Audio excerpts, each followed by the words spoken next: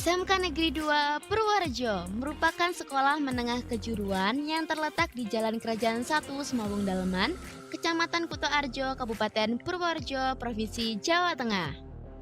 Sekolah ini berdiri sejak 1 Januari 1967 yang memiliki luas 11.475 meter persegi dan 1.404 siswa serta kurang lebih 100 guru dan karyawan sekolah. SMK Negeri 2 Purworejo memiliki 5 kompetensi keahlian yang terdiri dari manajemen perkantoran dan layanan bisnis, akuntansi dan keuangan lembaga,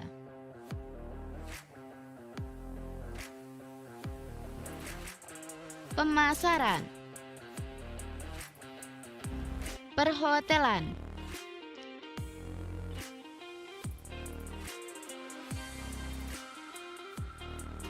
broadcasting dan perfilman.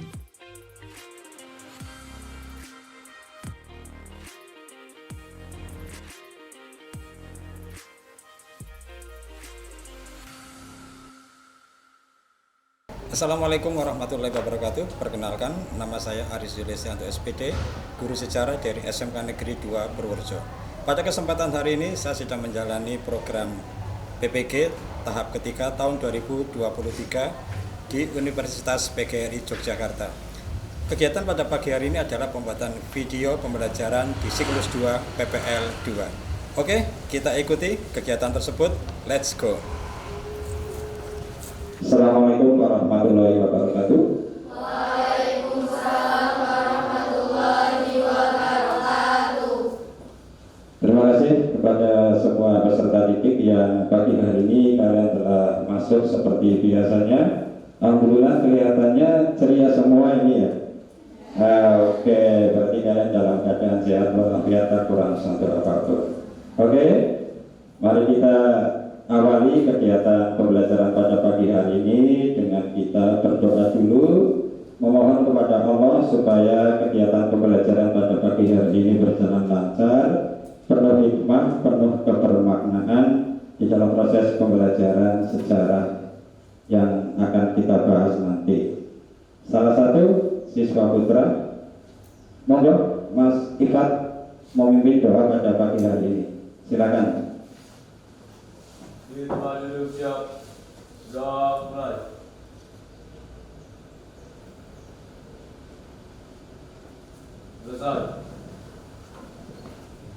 Terima kasih kepada Mas Ifat. Baik, untuk selanjutnya saya ingin mengetahui kehadiran daripada peserta didik. Saya ambil dari nomor urut absen 1, Mbak Alfifat hadir. Alfiana, alhamdulillah. Mbak Aluna sakit, ada informasi sakitnya apa? Oh, belum batuk ya. Mari kita doa bersama-sama. Mudah-mudahan Mbak Aluna cepat sembuh sehingga kita bisa bertemu kembali untuk di dalam proses pembelajaran. Ananda, ya. Anggia, Arsa, Mbak Naila, hadir. Salsa, Mbak Sahra, hadir. Oke. Kemudian saya ingin mengingatkan kembali bahwa kemarin kita sudah membahas satu topik tentang apa? Ya, imperialisme. Iya betul. Tepuk tangan untuk MPL 3. Memang betul. Kemarin kita sudah membahas satu topik tentang imperialisme dan kolonialisme bangsa Barat. Sebelum membahas tentang pergerakan nasional Indonesia, saya akan menayangkan salah satu video yang nanti mudah-mudahan dengan adanya tayangan video tersebut memotivasi kalian untuk lebih cinta terhadap sejarah, terutama materi pergerakan nasional Indonesia. Karena yang akan kita bahas itu implementasinya di zaman sekarang luar biasa sekali, ya kan? Yang sedang kita laksanakan ini kan namanya kelas. Kelas itu juga bagian dari yang namanya organisasi. Tadi banyak sekali, nanti saya bicarakan nanti. Kita saksikan dulu tayangan videonya. Nanti saya mohon kalian bisa menganalisis dari tayangan video tersebut. Apa Pak sebenarnya organisasi kok dengan rumah sakit? Nanti kalian bisa saksikan. Oke?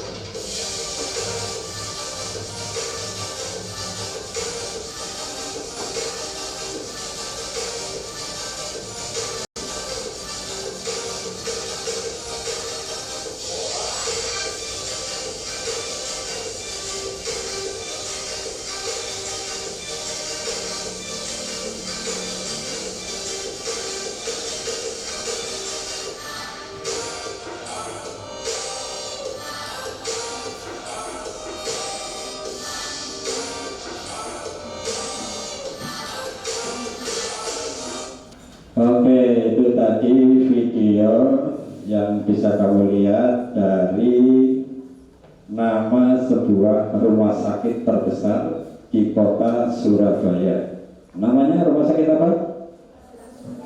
Iya, betul, Dr. Sutomo. Yang kedua,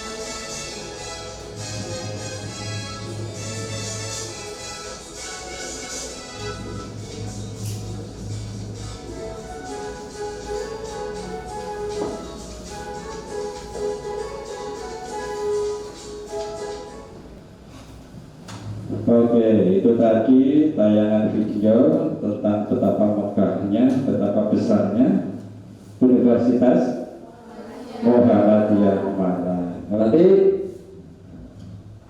kalian akan saya bagi menjadi 5 kelompok. Kelompok 1 nanti Mbak Alfifa.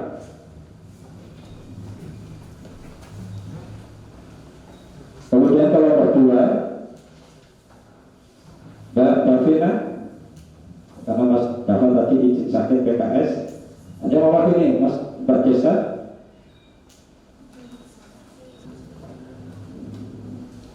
Kemudian kelompok 5 Salsa, Vika, Vina, Wisma, Wulan, Yuni, Yunita, Zahra.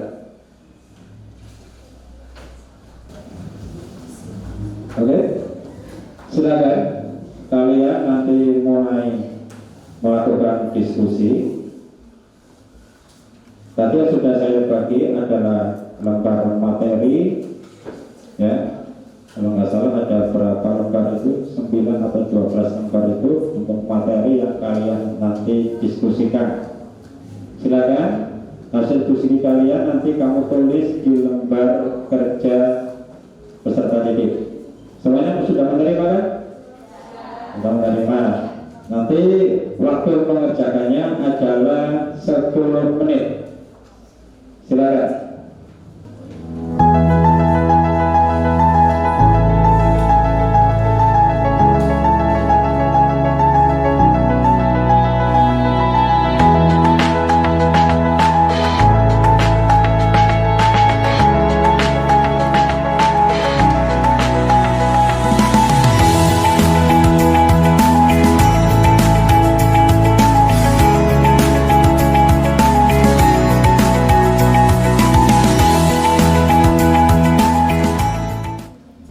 Assalamualaikum warahmatullahi wabarakatuh. Waalaikumsalam warahmatullahi wabarakatuh. Perkenalkan, kami dari kelompok 1 izin mempresentasikan hasil diskusi kami. Di sini kami akan membacakan hasil diskusi kami, yaitu tujuan organisasi Budi Utomo. Yang pertama, untuk menyadarkan kedudukan bangsa Jawa, Sunda, Madura pada diri sendiri dan mempertinggi kemajuan mata pencaharian serta penghidupan bangsa dengan memperjalan kesenian. Yang kedua, untuk menjamin kehidupan sebagai bangsa yang terhormat dengan fokus pada pendidikan, pengajaran, dan kebudayaan. Organisasi Budi Utomo didirikan oleh pelajar Stovia di bawah pimpinan R. Sutomo pada tanggal 20 Mei 1908 dari gagasan Dr. Wahidin untuk mencerdaskan kehidupan bangsa melalui studi fund atau dana pendidikan, karena gagasan tersebut cocok dan akhirnya mereka berhasil mendirikan perkumpulan Budi Utomo. Ya, mungkin dari kelompok lain yang ingin menanggapi atau memberikan pertanyaan, silakan. Saya perwakilan dari kelompok 5 izin bertanya pada kelompok 1. Deskripsikan apa yang menjadi tujuan umum didirikannya Budi Utomo. Terima kasih. Wassalamualaikum warahmatullahi wabarakatuh. Izin menjawab.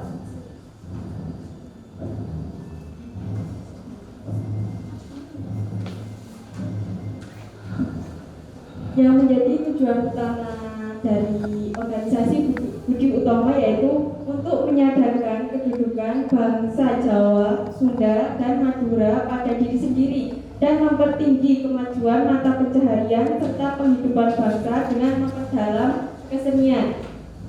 Lalu tujuan yang lain yaitu untuk menjamin kehidupan sebagai bangsa yang terhormat dengan fokus pada pendidikan, pengajaran, dan kebudayaan.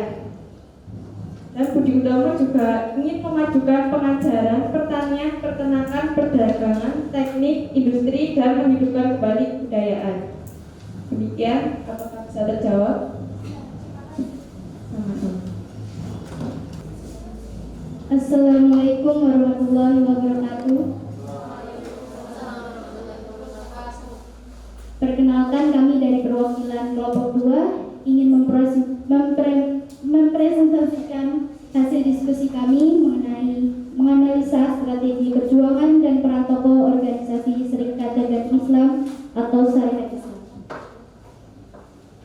Kami mulai dari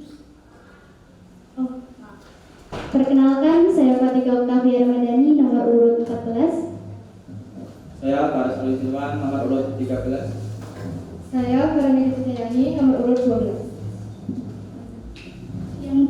Yang pertama mengenai strategi. Strategi Syarikat Islam adalah non-kooperatif karena Syarikat Islam bersikeras dan terang-terangan menentang pemerintah kolonial Belanda. Yang kedua adalah peran tokoh. Yang pertama adalah Haji Samanhudi, yaitu pemimpin dari Syarikat Islam. Yang kedua adalah HOS Cokro Minoto yang bertugas sebagai pelopor penggerak dari Surabaya. Tokoh yang ketiga adalah Abdul Muiz.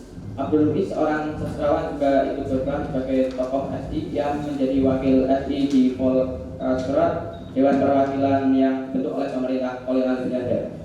Keterlibatannya di arena politik membuktikan pentingnya peran SI dalam mendukung kemerdekaan.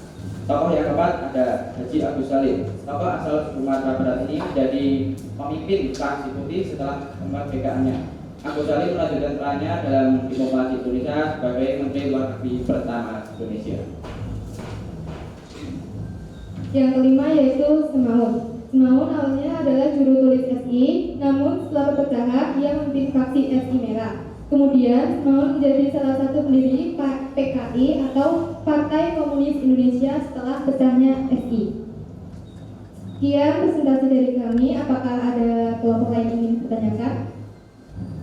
Sebelumnya perkenalkan, saya Maya Grega Studi, mewakili kelompok 3, izin bertanya.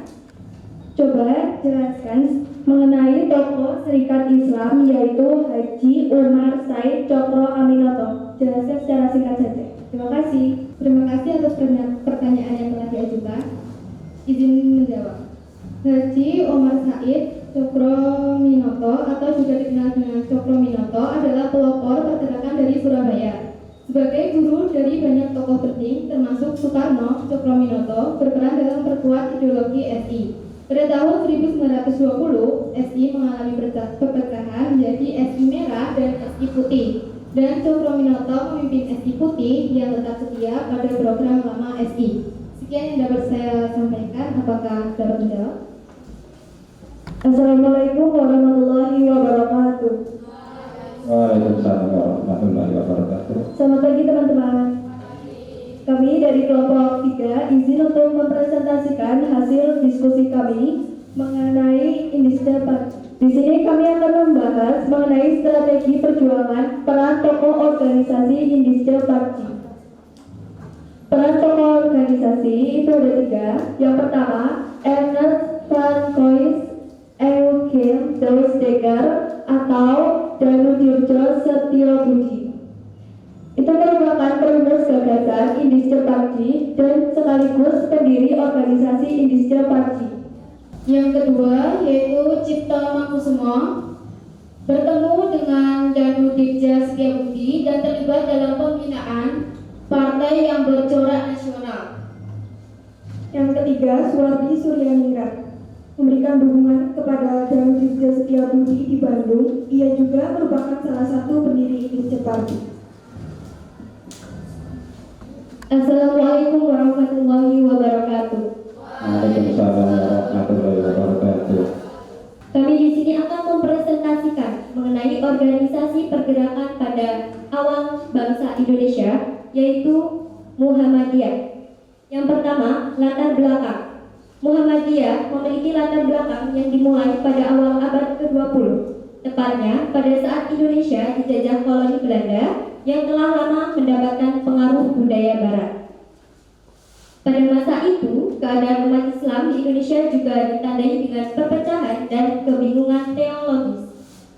Gerakan-gerakan reformis di dunia Islam seperti Wahabi di Arab, Saudi, dan Sanusi di Libya memberikan inspirasi bagi para pemuda Muslim Indonesia untuk melakukan perubahan dalam masyarakat dan agama mereka sendiri. Yang kedua yaitu pendiri. Jadi pendiri Muhammadiyah yaitu Kiai Haji Ahmad Dahlan. Muhammadiyah didirikan oleh seorang ulama bernama Kiai Haji Ahmad Dahlan pada tanggal 8 Agustus 1912 di Yogyakarta. Dahlan adalah seorang pemikir Islam yang terinspirasi dari gerakan reformasi yang memiliki visi untuk menghidupkan kembali Islam yang murni dan menghilangkan praktik-praktik yang dianggap biadab atau sesat.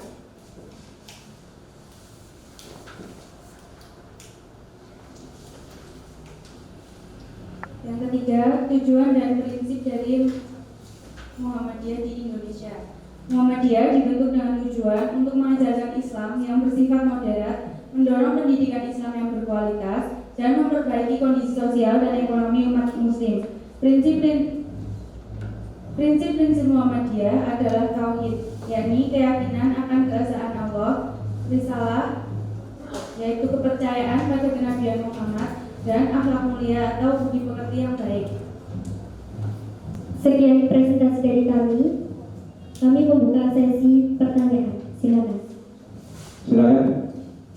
Izin bertanya, saya perwakilan dari kelompok 2. Berikan analisis kalian tentang peran Muhammadiyah dalam perjuangan kemerdekaan dan peran dalam pembangunan bangsa. Terima kasih atas pertanyaan dari kelompok 2. Izin menjawab. Yang pertama, mengajarkan ajaran Islam yang sesuai dengan Al-Quran dan Sunnah, serta menghapuskan praktik-praktik yang menyimpang dari ajaran Islam. Dan juga berusaha meningkatkan kesejahteraan dan kemandirian umat Islam dengan cara mendirikan sekolah-sekolah, pesantren, dan perguruan tinggi Islam yang memberikan pendidikan yang berkualitas. Muhammadiyah juga terlibat dalam bidang kesehatan, pemberdayaan ekonomi, dan pelayanan sosial bagi masyarakat. Baik, saya akan menyampaikan hasil diskusi kelompok kami. Taman Siswa, sebuah organisasi pendidikan yang didirikan oleh Ki Hajar Dewantara pada tanggal 3 Juli 1922 di Yogyakarta. Taman Siswa merupakan sarana untuk menumbuhkan semangat nasionalisme dan kemerdekaan di kalangan masyarakat Indonesia. Taman Siswa memiliki prinsip-prinsip pendidikan, yaitu 1. Suci Tata Esti Tunggal, 2. Patra Triloka, 3. Tri Sentra Pendidikan. Ki Hajar Dewantara memutuskan untuk mendirikan sebuah organisasi pendidikan alternatif Taman Siswa karena ia ingin menciptakan sebuah tempat di mana siswa dapat belajar dengan gembira, bebas, dan kreatif tanpa tekanan atau paksaan dari pihak luar. Sekian yang dapat kelompok kami sampaikan. Apakah ada yang ingin ditanyakan? Dari presentasi kelompok 5, Taman Siswa memiliki prinsip-prinsip yang berbeda dari pendidikan kolonial. Tolong deskripsikan salah satu prinsip-prinsip tersebut tentang Patra Triloka. Terima kasih. Baik, izin menjawab. Prinsip-prinsip pendidikan Taman Siswa Patra Triloka yaitu prinsip tentang peran seorang guru dalam mendidik siswa. Patra Triloka terdiri dari 3 unsur, yaitu yang pertama, Ikarso Sungtulodo. Artinya, seorang guru harus memberi teladan yang baik kepada siswa dalam perilaku dan sikapnya. Yang kedua, Ikmadio Manguntarso. Artinya, seorang guru harus membangun kemauan atau inisiatif siswa dengan memberi kesempatan untuk berpikir dan bertindak secara mandiri. Yang ketiga, Tuturi Handayani. Artinya, seorang guru harus mendukung siswa dari belakang dengan memberi bimbingan dan motivasi yang positif. Demikian yang bisa kami jawab. Apakah ada pertanyaan lagi? Silakan, ada yang bertanya lagi? Oke, nggak ada. Karena nggak ada, silakan dari kelompok 5 mungkin untuk bisa ditutup presentasinya. Baik, sekian presentasi dari kelompok kami. Kurang lebihnya mohon maaf. Wassalamualaikum warahmatullahi wabarakatuh. Waalaikumsalam warahmatullahi wabarakatuh. Baik, acara diskusi kelompok dan presentasi kelompok alhamdulillah sudah bisa kita jalankan. Saya hanya ingin menampilkan satu materi sebagai penguatan terhadap pertemuan materi pada pagi hari ini.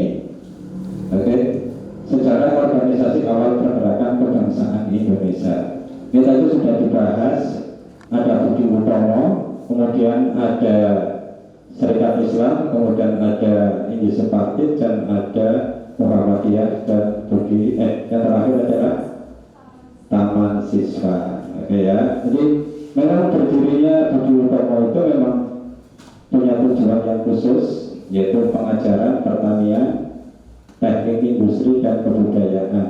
Kemudian Serikat Dagang Islam. Serikat Dagang Islam itu lahir awalnya adalah untuk mengantisipasi persaingan dengan pedagang Cina. Karena pada waktu itu pedagang pribumi itu terdesak oleh persaingan dengan pedagang dari Cina, sehingga pedagang-pedagang pribumi merasa perlu untuk bersatu membentuk suatu serikat untuk bisa melawan perdagangan yang dilakukan oleh Cina. Maka Kiai Haji Samanhudi ini merupakan juragan batik, ya, juragan batik dari Kampung Laweyan yang ada di kota Solo. Kemudian Indonesian Partit itu didirikan oleh 3 serangkai, ada Dawes Dekker, seorang turunan Belanda, kemudian ada lagi Ki Hajar Dewantara yang nanti akan mendirikan Taman Siswa, kemudian ada lagi Dr. Cipto Mangunkusumo. Ini hal yang sangat luar biasa sekali, karena beliau itu namanya diabadikan menjadi nama rumah sakit, sama seperti Dr. Sutomo. Indonesian Partit ini adalah organisasi yang tidak bekerjasama dengan Belanda, makanya tokoh-tokohnya itu banyak yang dibuang, diasingkan, dan organisasinya dibubarkan, dilarang oleh pemerintah Hindia Belanda. Kemudian yang keempat, Muhammadiyah. Muhammadiyah ini tokohnya tadi adalah Kiai Muhammad Rahman. Ini perannya sangat luar biasa sekali, baik di dalam perang kemerdekaan ataupun di dalam perang di masa Indonesia sudah merdeka. Banyak sekali kontribusinya yang dilakukan oleh Muhammadiyah terhadap bangsa Indonesia. Kemudian yang terakhir, Taman Siswa. Ini adalah organisasi yang melahirkan tokoh-tokoh pendidik serta lahirnya sekolah-sekolah pribumi yang ada pada waktu itu. Kemudian apa yang dilakukan oleh Taman Siswa ini juga menjadi embrio di dalam bidang pendidikan sampai sekarang, karena apa yang menjadi prinsip daripada Taman Siswa itu diterjemahkan menjadi salah satu ikon di dunia pendidikan. Itulah tadi 5 organisasi yang ada di pergerakan kebangsaan Indonesia.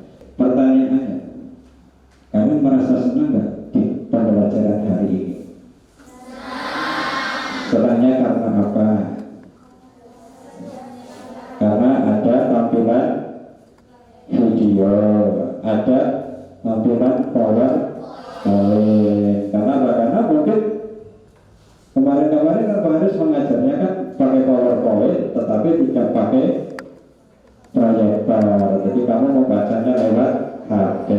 Berarti kesimpulannya pada hari ini kalian senang dengan pembelajaran yang dilakukan pagi hari ini? Jujur? Oke, terima kasih. Oke, hidup sejarah. Saya ulang lagi, hidup sejarah. Oke, terima kasih. Wassalamualaikum warahmatullahi wabarakatuh. Waalaikumsalam warahmatullahi wabarakatuh. Terima kasih, Pak. Sama-sama. Silakan, karena materi sudah selesai, kita akan berganti jam pembelajaran baru kan. Oke, silakan.